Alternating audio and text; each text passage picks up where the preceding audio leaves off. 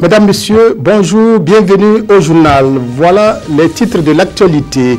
Le partenariat public-privé mis en œuvre pour réaliser d'ambitieux projets de développement expliqué à tous les acteurs en présence. Il s'agit de lever les doutes et de permettre à plus de Burkinabés de s'approprier le PPP. Le pèlerinage à la Mecque entre aujourd'hui dans sa phase cruciale pour 2 millions de fidèles musulmans qui ont déjà respecté hier le rituel de la lapidation de Satan au milieu d'un dispositif sécuritaire impressionnant.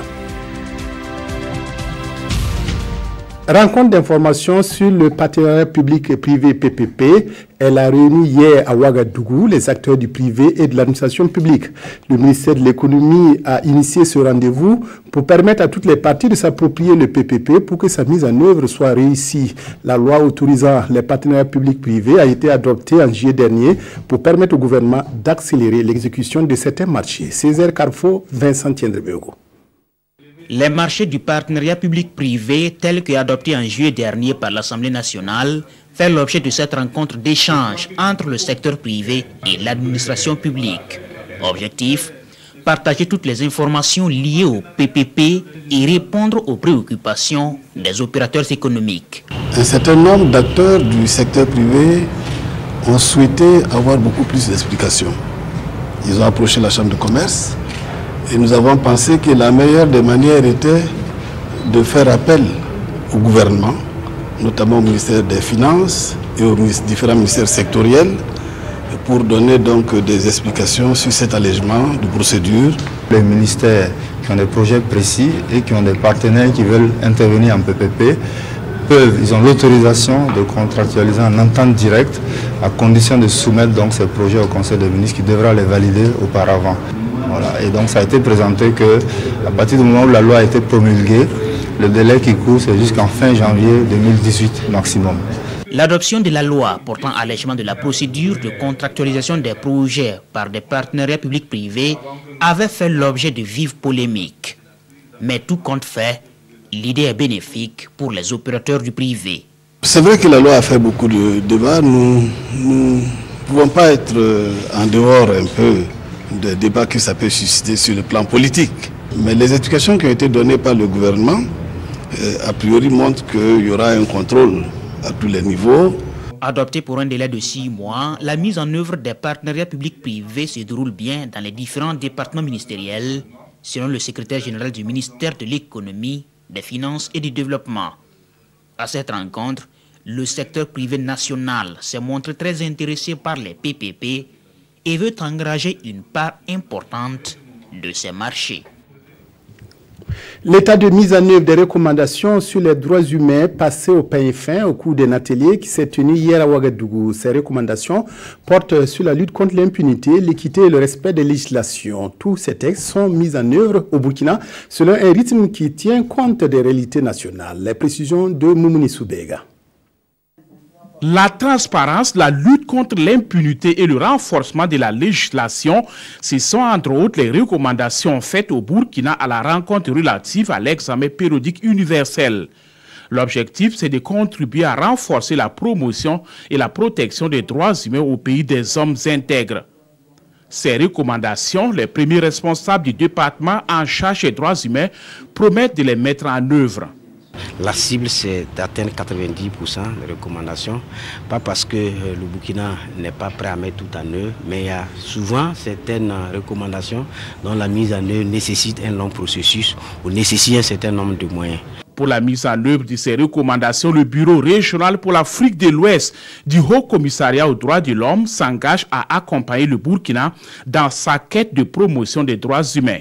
Il est important que ces recommandations puissent nourrir la programmation des uns et des autres. Quand le ministre a dit tout à l'heure que le gouvernement prend l'engagement de mettre en œuvre ces recommandations, bon, c'est une très bonne chose. Vous voyez, mais pour que les autres partenaires également puissent avoir le même cadre de résultat que le gouvernement, il faudrait que ces recommandations soient connues des autres acteurs également, et qu'il s'agisse des acteurs non étatiques que des partenaires techniques et financiers. La présente rencontre a également pour mission d'amender le document et de le valider. Il sera par la suite présenté à Genève en avril 2018.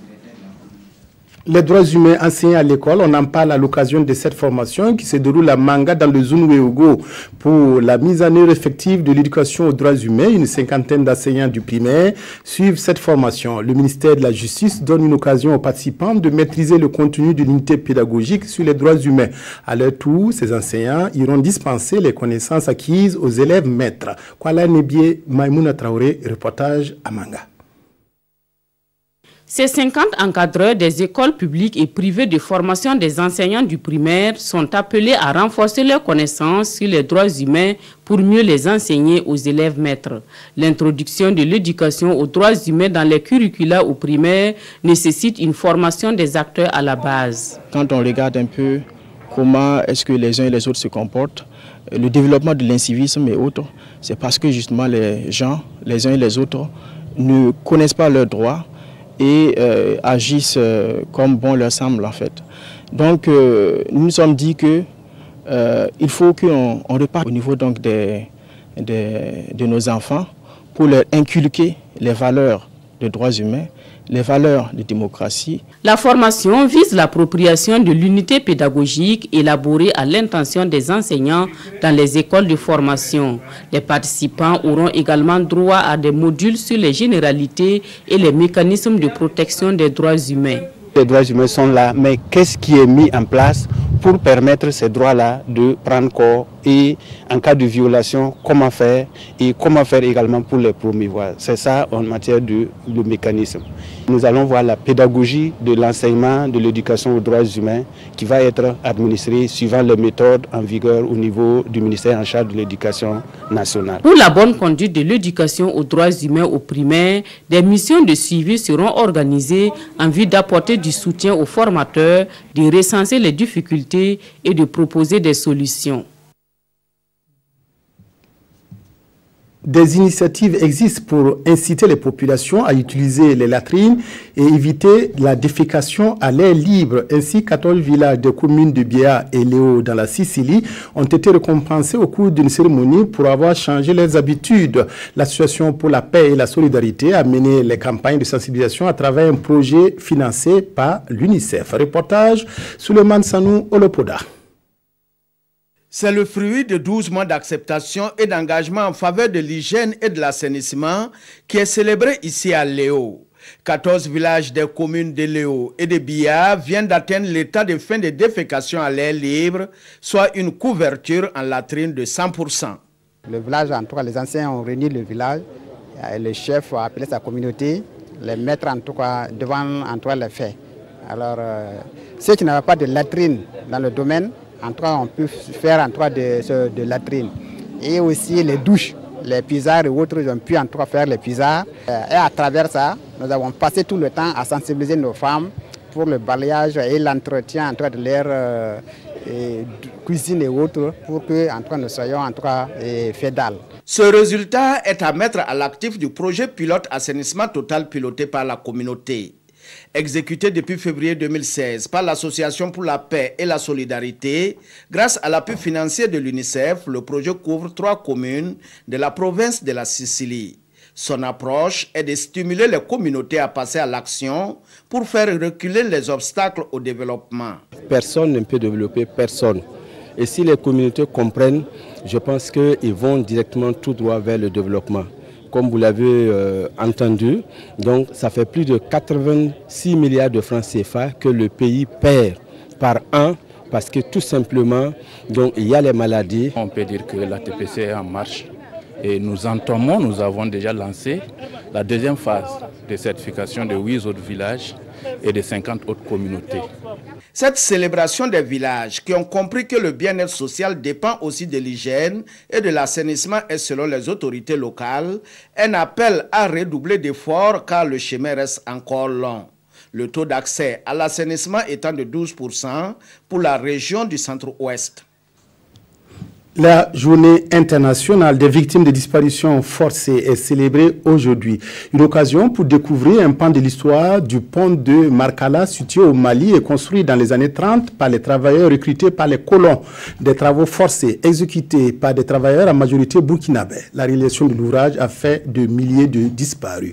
Martin Zerbo, Mireille Carole Touma. Voici le pont de Markala, un géant de 816 mètres de blocs de métal dans la région de Ségou au Mali. Cette passerelle monumentale a été entièrement dressée à main nue. C'est un vestige des travaux forcés qui a englouti bien de vies, au nombre desquelles figurent de nombreux Burkinabés. Le Burkina Faso actuel a participé à la construction de ce pont de Markala, notamment les travailleurs recrutés dans le cercle de Waïguya et le cercle de Tougan. Et là, je crois que les témoignages sont éloquents pour ce qui concerne ces deux cercles. Plusieurs personnes y ont perdu la vie. Parce que d'abord, c'était souvent les éboulements, la terre qui couvrait les gens, subitement, ou des murs, des pans de murs qui tombaient sur les ouvriers qui travaillaient, ou alors beaucoup étaient électrocutés, sans compter la brutalité de ceux qui surveillaient les travaux. Débutée en 1934, la réalisation de cette plateforme, lien historique entre le Mali et le Burkina, ne s'achèvera qu'en 1947. En somme, 14 ans de supplice pour l'érection de ce titan, construit au même moment que le barrage hydraulique de Markala, le plus grand ouvrage hydraulique des autorités coloniales du Soudan français. Toutes ces infrastructures que nous voyons au-delà du pont de Markala, c'est des vies humaines qui ont été perdues dans ce type de projet. Respecter ces vies humaines, c'est respecter ces infrastructures. Pour toute l'Afrique occidentale, je dirais aussi ce pont de Markala doit nous rappeler que il fut un temps où les bases de cette intégration ont été posées par la force du régime de l'indigénat, et nous devons effectivement aller dans ce sens. Fallait-il arracher tant de vies pour que ce symbole fort de l'intégration voie le jour? Difficile de répondre. Mais il en est quelquefois ainsi, si on croit Émile Zola qui affirme que l'histoire jette parfois des générations dans le fossé pour que l'humanité passe. Au demeurant, ce n'est pas un hasard si à ces martyrs, un hommage particulier est rendu. Le voyage devient de plus en plus difficile pour les candidats à l'immigration à partir de la Libye. Les gardes-côtes libyens ont intercepté hier en mer 138 migrants à bord d'un bateau. En tout, ce serait près de 500 personnes qui tentaient de gagner l'Europe qui ont été arrêtées au large de Tripoli mardi. Les migrants sont la plupart originaires d'Afrique subsaharienne. Un coup de sirène, symbole d'un retour à la case départ. Ils sont 138 migrants à bord de ce bateau et ont été interceptés par les gardes-côtes libyens au large de Tripoli. En tout, ce serait près de 500 personnes qui ont été arrêtées en mer mardi alors qu'elles tentaient de rejoindre l'Europe. Pour la plupart, elles sont originaires d'Afrique subsaharienne, mais aussi de Tunisie ou d'Égypte. Je voulais aller en Italie avec le bateau quand le moteur s'est arrêté, explique ce jeune homme. Au même moment, 75 migrants ont été renvoyés au Nigeria depuis la Libye en collaboration avec l'Agence pour l'immigration de l'ONU. Il s'agirait d'offrir une porte de sortie à des personnes bloquées en Libye sans moyen d'en sortir. Il y a 2 jours, 4 pays européens et 3 africains se sont mis d'accord pour tenter de contenir le flux de migrants sur le continent. Près de 2 millions de fidèles musulmans effectuent à compter de ce mercredi le traditionnel pèlerinage à la Mecque. Cette année, les autorités saoudiennes ont renforcé la sécurité et délimité les périmètres sécuritaires pour éviter les drames comme celui vécu en 2015 qui avait fait plus de 2000 morts. Les Saoudiens qui redoutaient aussi une épidémie de choléra ont mis en place des contrôles drastiques pour parer à toute éventualité. Plus de 2 millions de musulmans sont arrivés à la Mecque pour le grand pèlerinage annuel. Venus des 4 coins du monde, ces fidèles entament un parcours en plusieurs étapes qui se déroulent au cœur de la première ville sainte de l'islam et dans ses environs. Un pèlerinage organisé sous haute sécurité. Les autorités saoudiennes ont mobilisé d'importants moyens pour parer à toute éventualité terroriste ou accidentelle. C'est plutôt pas mal, plutôt bien organisé. L'affluence est énorme, mais à part ça, tout est bien cadré. J'aime bien le fait qu'ils ont aussi organisé ça de façon électronique. Tout le monde doit avoir un badge, alors qu'avant c'était ouvert à tous. C'est mieux organisé, et c'est une bonne chose.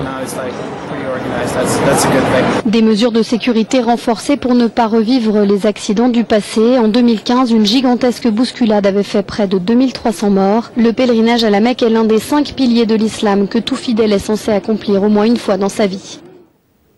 L'actualité nationale est délaissée aujourd'hui par les journaux qui commentent des sujets de l'actualité internationale comme l'arrivée d'Emmanuel Macron au Burkina ou encore la libération de l'activiste Kémi Séba. Toubom Evelyne Dabiré pour la revue de presse.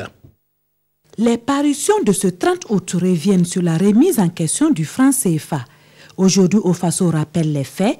C'était au cours d'un rassemblement contre la France-Afrique à Dakar que l'activiste franco-béninois du nom de Kémi Séba a brûlé publiquement un billet de 5 000 francs CFA pour dénoncer cette monnaie qu'il qualifie de scandale économico-politique d'ordre colonial. Conséquence de son acte, explique le quotidien, Kémi Séba a été embastillé, entraîné devant la justice suite à la plainte déposée par la BCEAO. Finalement, le juge a prononcé sa relaxe pure et simple, poursuit l'observateur Palga.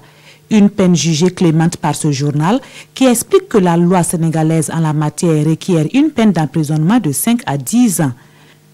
Faut-il alors voir dans ce verdict la main du politique, interroge ce journal, qui pense que ce verdict est justement pour maintenir la paix sociale au vu du tollé général qu'a suscité l'arrestation de Kémi Séba.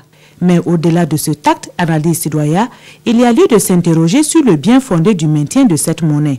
Ce journal explique que le dépôt des devises exigé par la France pour couvrir la masse monétaire du franc CFA est de 50%, une situation qui plombe énormément les économies africaines. Mais d'où vient le franc CFA? Rapide cours d'histoire dans le quotidien d'État qui rappelle que le CFA a été créé en temps d'exception en France par décret du général de Gaulle le 25 décembre 1945 pour rationaliser l'exploitation des colonies françaises d'Afrique. Et depuis lors, explique ce journal, le franc CFA dépend fortement de la monnaie du trésor français. Autre sujet d'intérêt, Macron bientôt à Ouagadougou. Un détour dont la date n'a pas encore été précisée, écrivent les quotidiens. Raison de cette visite, estime aujourd'hui Ofaso, façonner un nouveau paradigme France-Afrique. Le pays rapporte que Macron a en effet fixé ses priorités pour l'Afrique, des priorités qui sont la lutte contre l'immigration clandestine et contre le terrorisme. Une race écrit aujourd'hui au Faso que Macron promet de combattre avec la dernière énergie. L'as des faits divers, Sacré Seydou Ouedraogo repose désormais et pour toujours à Sao, son village natal, à 8 km de Boussé dans le Kourouogo. Parents, amis et collègues ont accompagné le talentueux journaliste à sa dernière demeure en n'oubliant pas de lui rendre un hommage bien mérité. Isiaka Ouedraogo, Mariam Dao, Vincent Tiendrebeogo. Nabiga a eu beaucoup de chance.